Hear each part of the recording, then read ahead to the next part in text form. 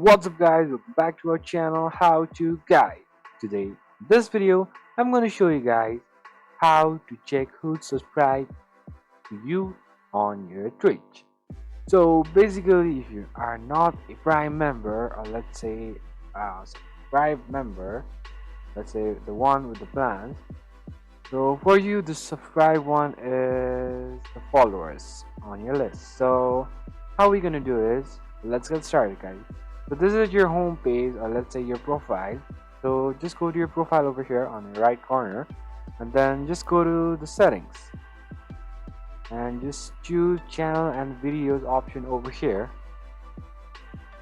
And now on your left hand side you have a lot of options, but what you're gonna do is just go to community, and over here you'll be having the option which says followers list.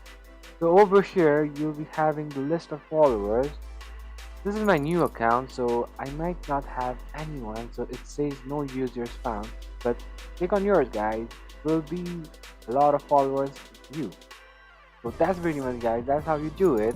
So I hope this video is helpful for you guys. So thank you for watching our video. If you like our video, please leave a like and do not forget to subscribe our channel.